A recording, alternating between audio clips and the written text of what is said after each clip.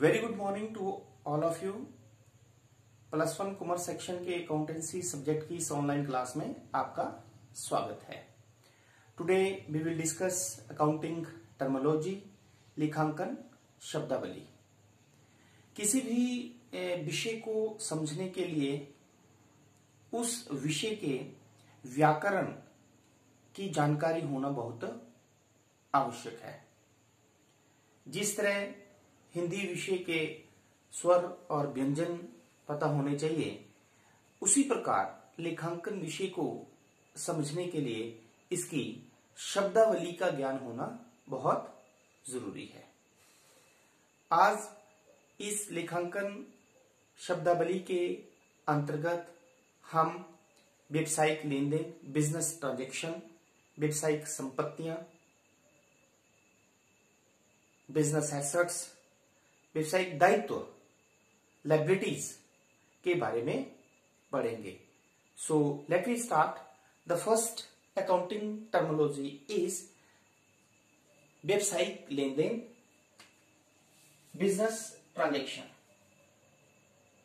व्यवसायिक लेन देन एक ऐसी आर्थिक क्रिया है जिससे व्यवसाय की वित्तीय स्थिति में परिवर्तन होता है और जिसे मुद्रा में व्यक्त किया जा सकता है।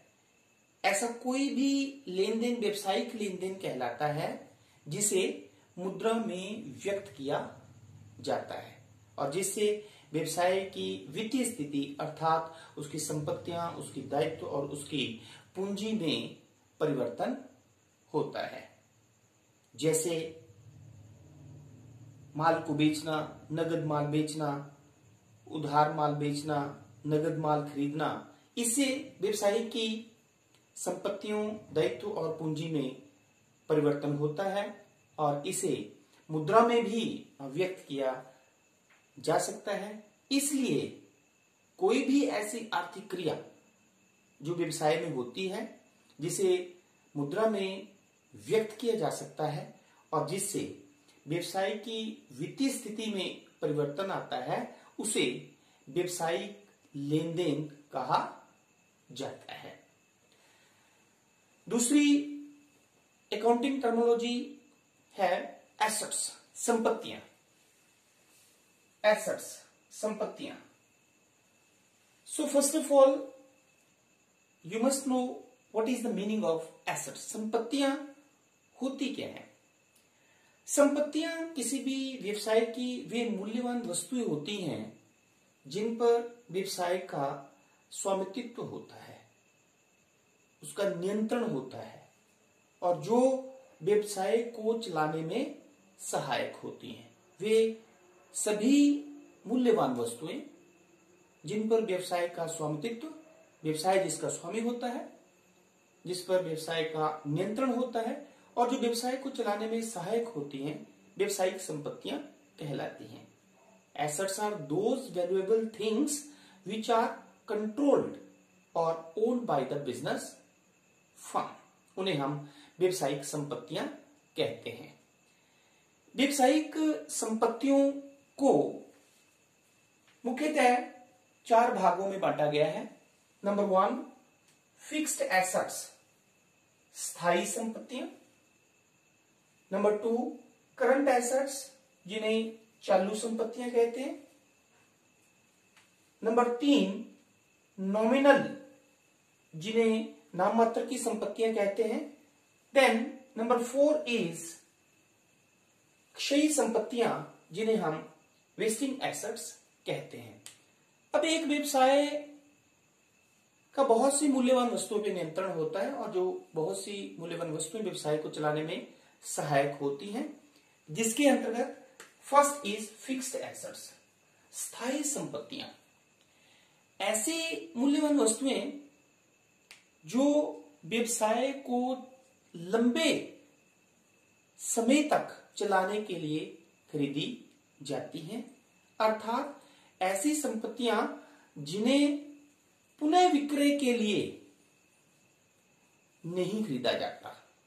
The assets which are purchased for long term use in the business।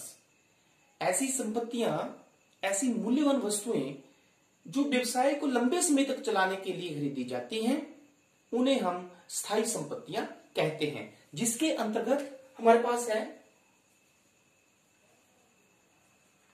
2 types. Number 1 tangible, जिन्हें हम देख सकते हैं, छू सकते हैं, और इनटेंजिबल, जिन्हें हम देख नहीं सकते हैं, छू नहीं सकते हैं। तो ऐसी मूल्यवान वस्तुएं जो व्यवसाय को लंबे समय तक चलाने के लिए खरीदी जाती हैं, उन्हें व्यवसाय की संपत्तियां कहते हैं। ये स्थायी संपत्तियां जो हैं हमारे पास 2 तरह की होती हैं। Number 1 is tangible. Tangible assets mean मूर्त संपत्तियां। तो वे मूल्यवान वस्तुएं जिन्हें हम देख सकते हैं, जिन्हें हम छू सकते हैं, उन्हें मूर्त स्थायी संपत्तियां कहते हैं, टेंजिबल एसेट्स कहते हैं। The assets which can be seen, which can be touched are called tangible fixed asset, जिसके अंतर्गत हमारे पास लैंड, भूमि, बिल्डिंग, भवन, मशीनरी, फर्नीचर, ये सभी ऐसी संपत्तियां हैं जिन्हें हम देख सकते हैं व्यवसाय में, जिन्हें हम देख सकते हैं, जिन्हें छू सकते हैं, इन्हें मूर्त स्थायी संपत्तियां कहते हैं, टेंजिबल फिक्स्ड एसेट्स कहते हैं। Second is intangible fixed assets, अमूर्त स्थायी संपत्तियां, ऐसी संपत्तियां जिन्हें हम देख नहीं सकते हैं, टच नहीं कर सकते, लेकिन वो व्यवसाय को लंबे समय तक चलाने में सहायक होती हैं, जिसके अंतर्गत द फर्स्ट एसेट जो है वो है गुडविल, ख्याति। अब ख्याति क्या होती है? एक अच्छा नाम, किसी भी व्यवसाय का एक अच्छा नाम, जिसके कारण उसका लाभ जो है वो सामान्य लाभों से ज्यादा होता है, उसे हम बोलते हैं ख्याति, गुडविल, अच्छी रेपुटेशन।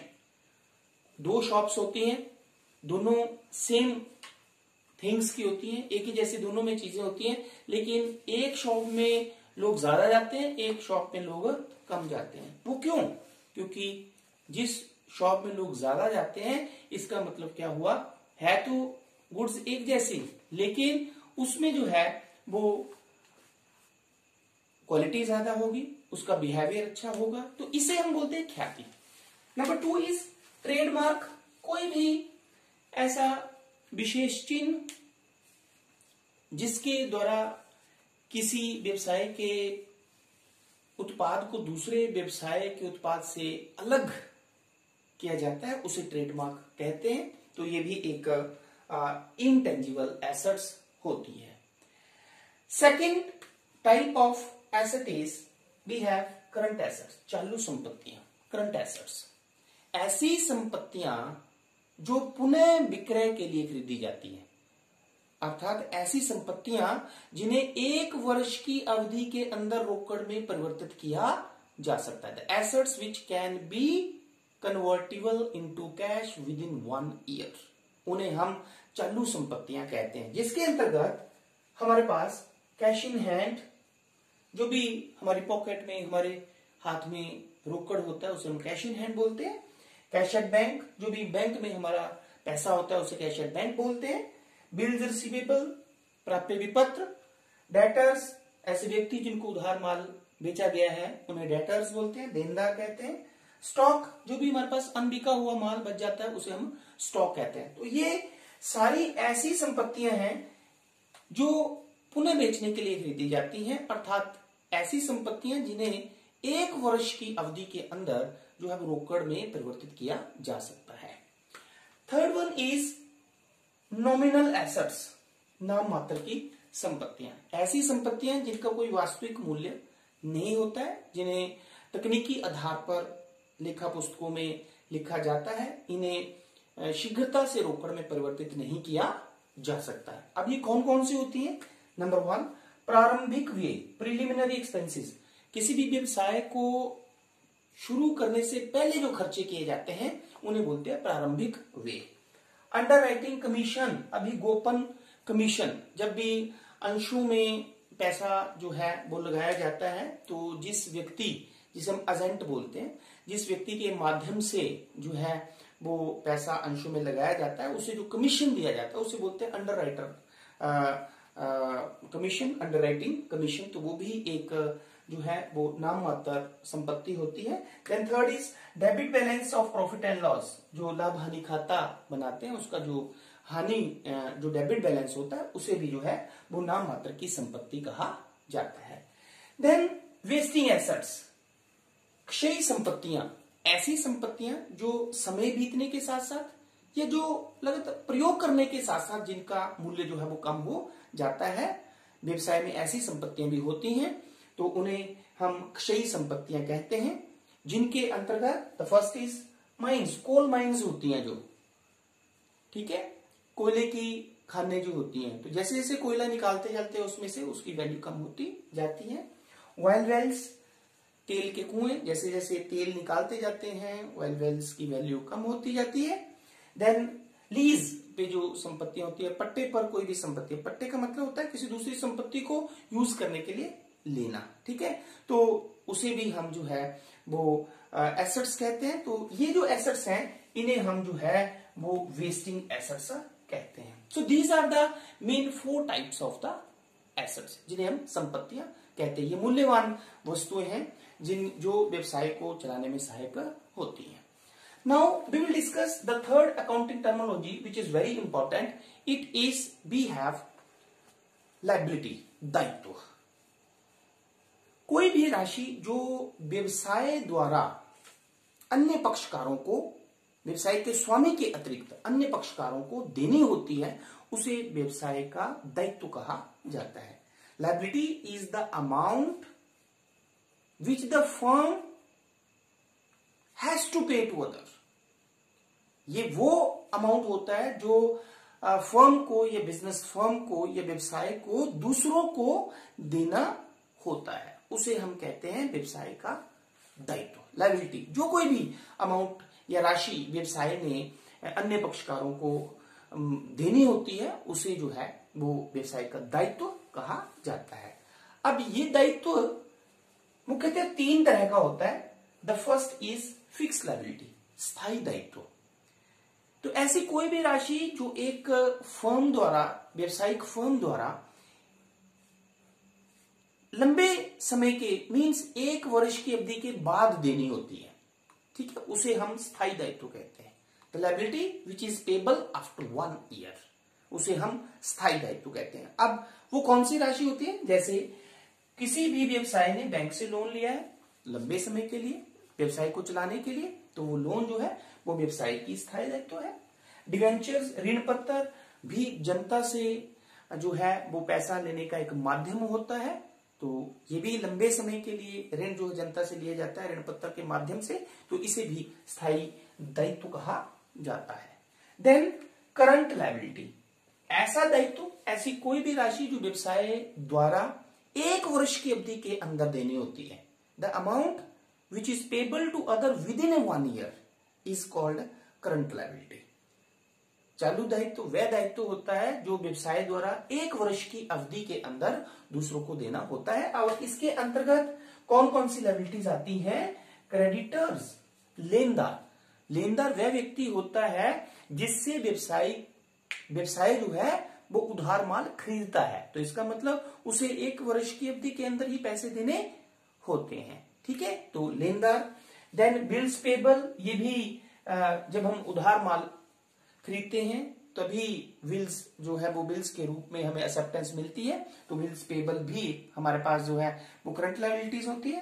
देन आउटस्टैंडिंग एक्सपेंसेस, ऐसे सभी एक्सपेंसेस जो हमने नहीं पे किए होते हैं, जो हमें अभी पे करने होते हैं, उन्हें हम आउटस्टैंडिंग या अदत्त व्यय कहते हैं, तो ये भी एक चालू दायित्व होता है। Then the third is contingent liabilities, आकस्मिक व्यय या आकस्मिक दायित्व। ऐसे दायित्व जो अभी दायित्व नहीं है लेकिन वो किसी विशेष घटना के घटित होने पर दायित्व बन सकते हैं, उन्हें कॉन्टीजेंट लायबिलिटी कहा जाता है। अब ये कौन से दायित्व होते हैं?